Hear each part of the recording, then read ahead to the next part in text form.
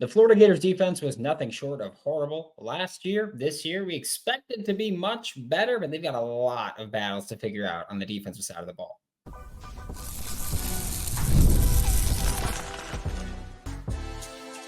You are Locked On Gators, your daily podcast on the Florida Gators.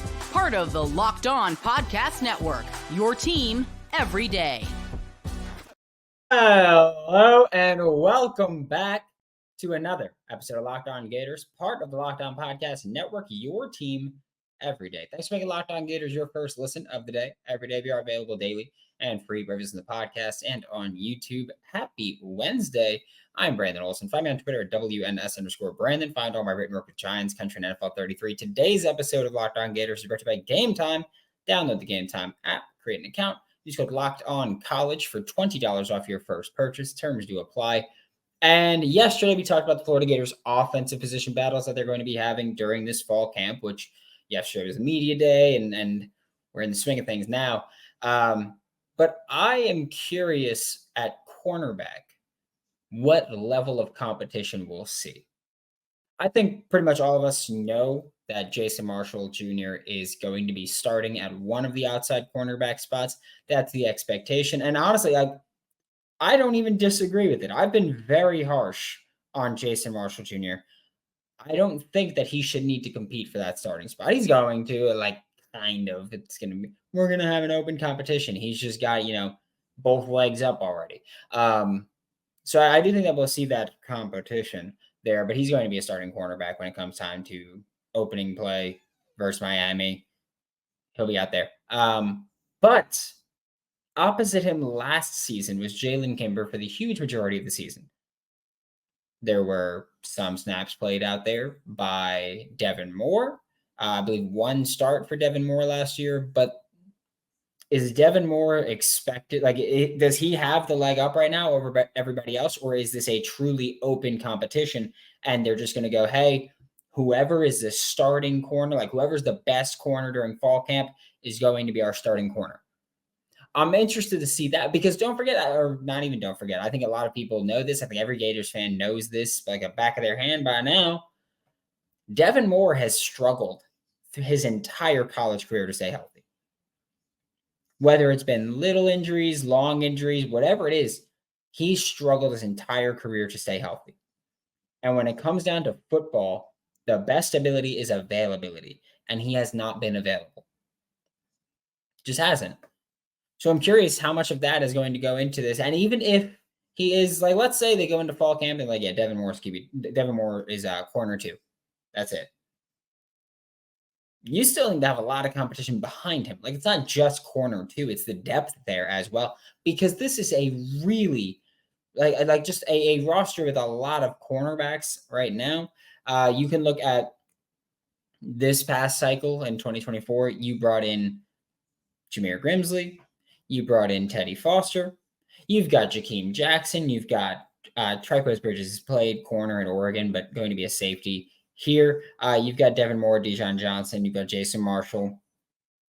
You've got, a million guys out there. Javian Toombs. You've got a couple walk-ons. You've got a lot of players that can play corner, whether they're walk-on, whether they're recruits. But you got to figure out who's going to play because Florida is still going to rotate at cornerback. That is something that I think a lot of people now just think of it as that's the expectation. Every team is going to go 4, 5, 6 corners deep every game. That's what it is. With how up-tempo offenses go, with how spread out they go, with how vertical they go, corners run a lot every single game. So looking at Devin Moore, when he's been healthy, he's been so freaking good. Honestly, and I don't think I'm someone that's going to gas people up just to gas people up. When Devin Moore has been healthy, he's been very good. Okay? He's had a couple slip-ups, of course. But when he's healthy, for the most part, he's been dynamite. Honestly, if he can stay healthy this year, would not shock me even if we think of him as corner 2, he's really the best corner on the team. I think he's tremendously talented. It's just can you stay healthy? Which to this point, the answer to that question has been no. But behind them, I think it's been no secret how big a fan of Jakeem Jackson I am. I think that even when he was coming out of high school and people were having the Jakeem Jackson, Cormani McClain conversation, look, which by the way, both Gators, but Jakeem Jackson is just his ceiling through the roof. There is no that's it. There is no ceiling for him. He's got all the physical traits you look for, and he can do everything. It's just a matter of teaching him because he was a receiver for most of high school. He moved to corner for his senior year or halfway through his senior year, and then last year, but he's got all the athletic traits. Florida right now, it's a weird approach. Let's just talk about this for a second. Florida, for the past few years, has taken really athletic corners that are pretty raw technically with the thought process of let's develop them. Not a bad approach to take for the most part, right? The issue with that was that the guy over in Baton Rouge, Corey Raymond, one of the very few coaches to have ever been actually fired by Billy Napier, was not developing. He didn't care. He had, of course, some other issues with other people on the coaching staff, maybe not. But he wasn't doing his job well enough. He wasn't developing the guys. And you can't take the approach of, well, we're going to recruit these athletes and then develop them and not develop them. Kind of throws a wrench in your plans if that's what happens, right? So I think for cornerback, now you've got a lot of athletes still. Will Harris. I'm not saying that Will Harris is a better DB coach overall or that he will have a better career than Corey Raymond. Corey Raymond is still one of the GOATs. But you check out at a certain point, right? And that's what happened there. So we know that they're going to rotate at corner. We know that they've got a lot of young DBs that, well, need to be developed. But up until now, I think it's a very open competition, honestly.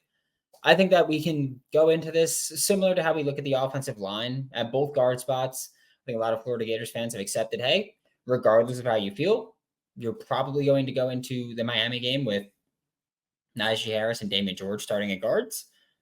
Again, regardless of how you feel. And then now, corner, probably going to go into the Miami game with Jason Marshall Jr. and Devin Moore, regardless of how you feel. But I think, especially behind that, there's an open competition. I think that, I don't think you're wrong to say Devin Moore will start opposite Jason Marshall. I think that what he's put on film, pretty good. I think if you look at just his play, he deserves it. I think if you look at his practice habits, the fact that whenever he's been healthy, immediately earned playing time, has consistently earned playing time. I think that's a testament to practice habits. We've seen this coaching staff really harp on practice habits for players and that kind of deciding, will you be a consistent player? And Devin Moore's consistently been out there. I think it's fair to say, hey, he's probably going to be a practice player or he's probably going to be a starter because his practice player, because his film's been good, all that.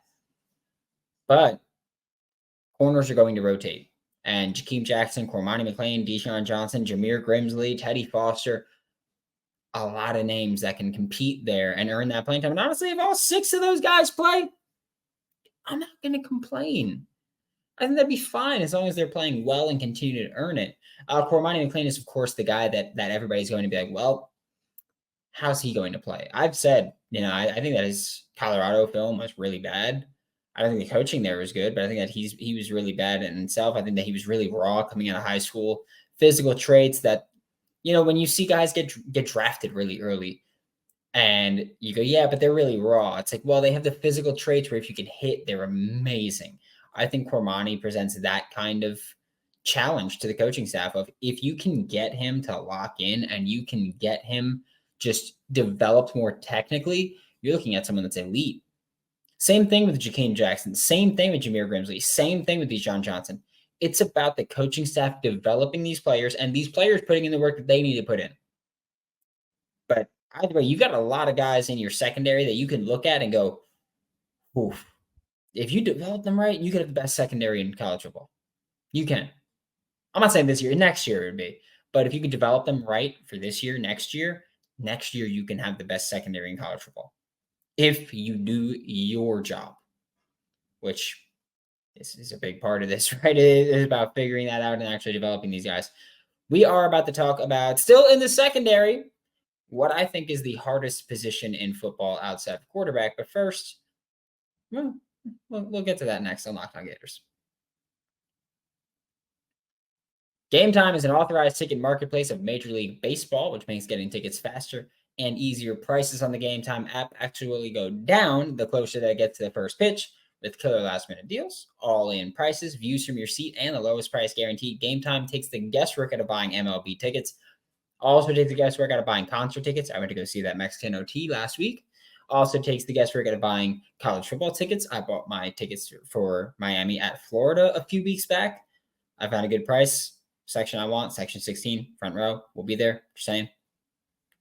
Don't worry about that. But Game Time's how I do it. It's the only place I even look for tickets now. Honestly, I don't even look elsewhere. I'm just like, Game Time's where I'm going. Take the guesswork out of buying MLB tickets, concert tickets, college football tickets with Game Time. Download the Game Time app, create an account, and use code Locked On College for $20 off your first purchase. Terms apply. Again, create an account, redeem code Locked On College for $20 off. Download Game Time today. Last minute tickets, lowest price guaranteed. Warmer, sunnier days are calling. They're here. You got about 30 more. Saying fuel up for them with Factor's no prep, no mess meals. Meet your wellness goals in time for Miami at Florida, maybe. Trying to chisel for that game. Saying you can beat it with Factor. 35 different meals and more than 60 add-ons to choose from every week. You'll always have new flavors to explore. Also, just want to say, if you're vegan, vegetarian, any specific diets that you got, you can help yourself with Factor. They can help you prep for that. They can help you get ready. They can help you get set. You can enjoy effortless support for your lifestyle. You can choose from 6 menu preferences to help you manage calories, maximize protein intake, avoid meat, simply eat well balanced if you want. I maximize protein intake. I'm trying to clean bulk a little bit. Head to factormeals.com/lockedoncollege50 and use code lockedoncollege50 to get 50% off your first box plus 20% off your first month. Yeah, that's code lockedoncollege50 at factormeals.com/lockedoncollege50. Thanks for making Locked On Gators your first listen of the day. Every day, we are available daily and free reviews in the podcast and on YouTube. And like I said, I think that there is one position defensively that is the hardest position in football outside of quarterback. And here's a very important part to that. Argue with a wall if you disagree. I don't care to hear it. I don't. I played a lot of positions in my life. I moved around all defense, moved around the offense, obviously, except for offensive line, which is the one time I tried that. It's a story that's not safe for for airwaves. But the one position that I stepped out there and I was like, I cannot play this is star. Simple, can't do it. I think it's the hardest position in football outside of quarterback. Just is. But Florida has the potential for some pretty damn good ones. I will say this. Yesterday, Ron Roberts mentioned, we're going to try all these guys at star. DJ Douglas, Triquez Bridges, Asa Turner. And before we even talk about who I think will be competing for that spot, I don't really buy the Asa Turner one. Not that they haven't tried him at star. I just don't buy him really playing star. I think you can use him at box safety situationally, but star, I don't know. That's kind of a hard sell for me. Like, I think he's considered, and it's not a knock on Asa. I'm not saying Asa can't do it at all. That's not at all what I would imply. What I am saying is that I think that you can go back to the spring game. Asa Turner had been on campus for 2 months at that point, if that. And you look at the spring game, and Asa's out there telling people what to do defensively. Like, he's out there navigating the defense, and not just navigating it, but piloting it. He's telling you, hey, shift that way with the motion. He's telling people what to do. his IQ is insane. So it's not a knock on him at all that I'm saying, hey, I want him to play star. It's more so that I think having someone with his IQ and his skill set even backed off more with more command of the defense, I think that's where he's best suited. Honestly, that's just, again, not a knock on him in any way, shape, or form. It's just what I think of the defense and what I think of his skill set for the defense. However, I also think that the Gators have some really good star players. Sharif Denson, for example. I know we have not seen him play a ton at star. He played a lot in the Florida State game, played the spring game there. I'm fully sold on him. And that's another thing where I know I said, I don't praise players just to praise players. I am fully sold on Sharif Denson. I'm all in on him being your starting star and him being your best nickel since Chauncey. Just how I feel about it. His film looks really good. His skill set's really good. High school, he was really good. Played corner, but he was really good. I think he could do it.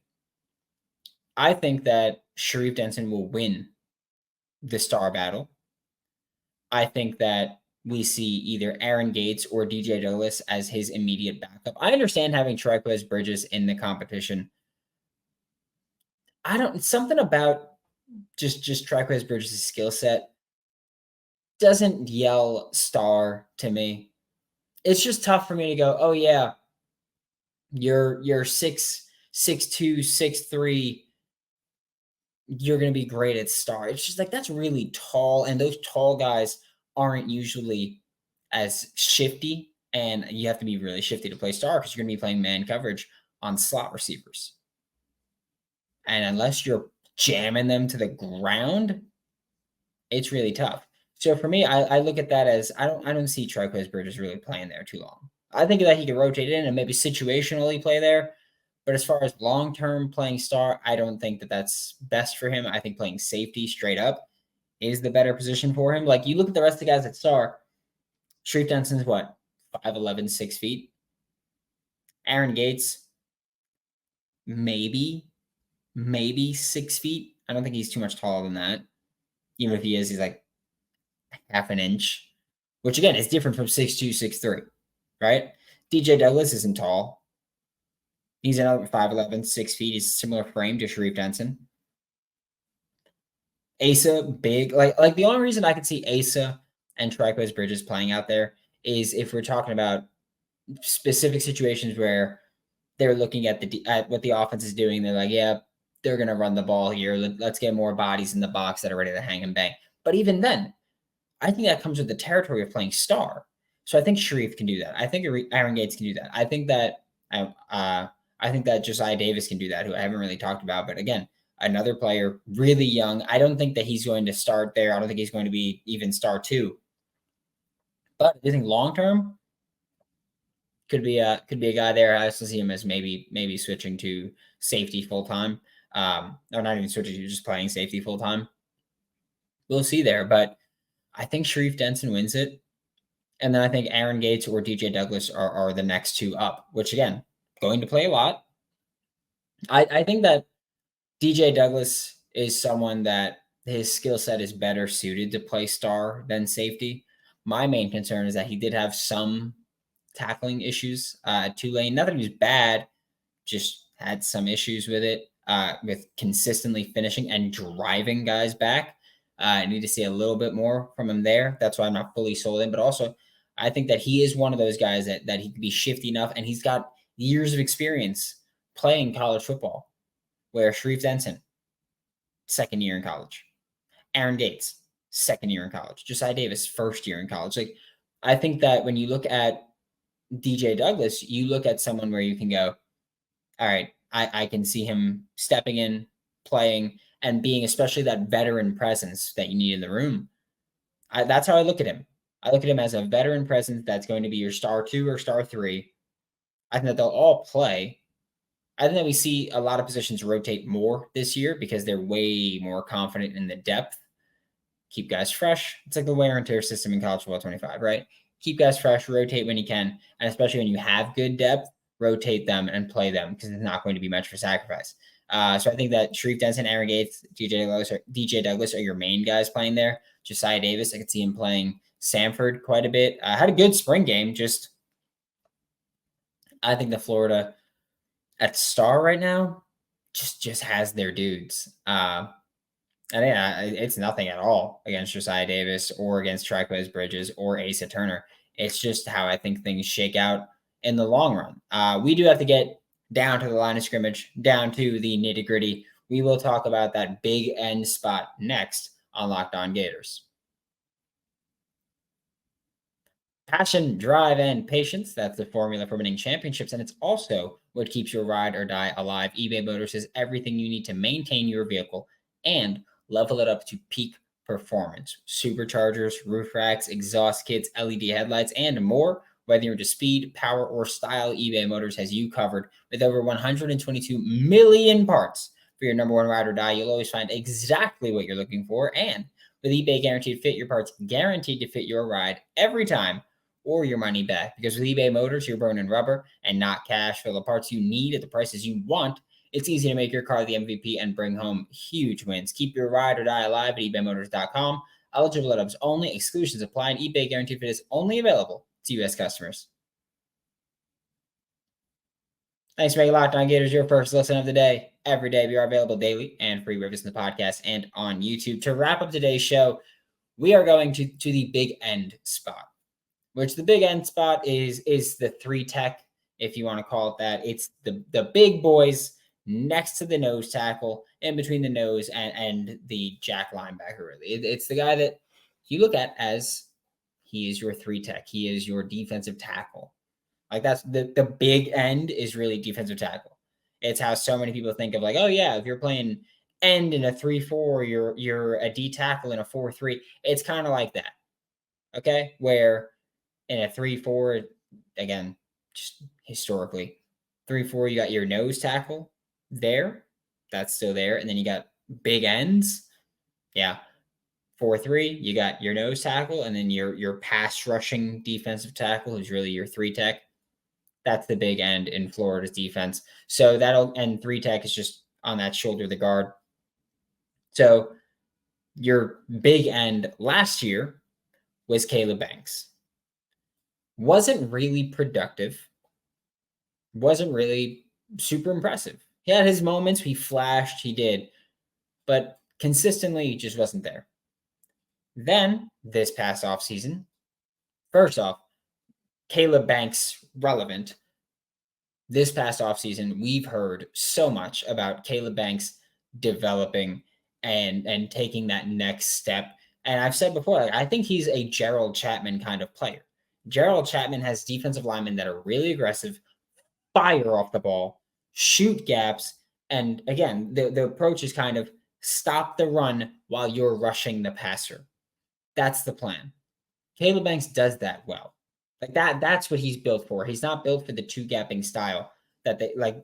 He can play 2-gap, just shouldn't do it consistently. That's not how you're going to get the best of him. You know, what is it? Square peg, round hole kind of thing. That's what you're looking at with Caleb Banks in a 2-gapping system. You got to let him fire through. You're trying to rush the passer a bit. This is a college football, the NFL, passing leagues now. You've got to be able to rush the passer. So Caleb Banks, Gerald Chapman kind of player, rush the passer. Then this past offseason, you brought in Joey Slackman from Penn, one of the highest rated players in the transfer portal, highly sought after, came to Florida, right? From New York. Let's go. But Joey Slackman, I think that he is more of the traditional D tackle spot where he's not super big. He's not Cam Jackson, Des Watson size. But Joey Slackman, one that is less explosive as a pass rusher, pretty not super refined, but he's got decent technique for a starting point. We know that this past offseason, he was posting clips, training with pass rush specialists, trying to develop, working on hand fighting. Jim Nagy, who runs the senior bowl, has been tweeting about Joey Slackman like this is an NFL guy. He's got the skill set. He just blows plays up, plays with raw power. Awesome stuff to hear. I think where Joey Slackman really impressed me was as a run defender. He was getting double teamed in the spring game, and even if he wasn't winning and shedding and getting into the backfield, he wasn't losing either. He was just like, okay, you can hit me. I am going to hold my ground and close this gap. And that's what he did. And that kind of stuff, like, I'm cool with it. Make them use two blockers to contain you and let linebackers come down and make plays. I'm cool with that. Then you got Kelby Collins, who last year is a true freshman, playing more of the F spot as a pass rusher end. Now, moving to the 3 tech, the big end. I think the plan there is long-term, you're going to have a good pass rusher there. I genuinely think that's the plan. He's entering his true sophomore season because he didn't redshirt. He played enough last year to burn the redshirt. I think the plan with him is we are going to have him as a 3 tech here, the big end. Let him play behind Caleb Banks, play behind Joey Slackman. I think that Caleb Banks right now is the favorite to start there, but play behind Caleb Banks, play behind Joey Slackman, and Kelby Collins can develop not just as an interior player, but as an interior pass rusher and really get after you. Because again, Kelby was a guy that we were talking about as a powerful edge rusher.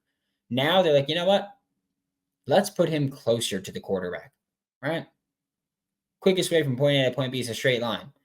Put him closer to the quarterback. Make him have to travel less to make those plays. Just explode. Not a bad approach at all. And I think that Kelby Collins long-term will benefit from that. I think that we'll see maybe some guys rotate in there, like Jamari Lyons is someone I could see playing next to Cam. I could see Caleb Banks going to nose every now and then. Like Tyreek Sapp could play the big end spot at some points. Like we're going to see guys rotate. Breon Taylor Jr. just came in from JUCO. He's making the move to that big end spot. Maybe he's the guy that flashes. Maybe he's the guy that earns it. Maybe he's the guy that wins it. But big end is one of those spots where you got a lot of guys that pretty confident in their ability this year to contribute and play a deep spot. And I think that when we talk about the defensive players, we're talking about a lot of these guys, again, not exactly proven at all these spots. You know, Caleb Banks, Joey Slackman, you're comfortable with. Joey Slackman has to prove he can do it at the SEC level. Caleb Banks needs to be more consistent, right? But this is the spot where you go, this is healthy competition, where it's not someone losing the battle, it's someone stepping up and winning the battle. And I think the end is one of those spots, that big end spot, whatever you want to call it, 3 tech. And that's one of those spots where you go, well, we feel pretty confident about the guys we have. Feel pretty good about having success there. No matter who wins the battle, it's going to be someone winning the battle. Thanks for making Locked On Gators your first listen of the day. Every day we are available daily and free. We have us in the podcast. We will be back tomorrow. Talk training camp.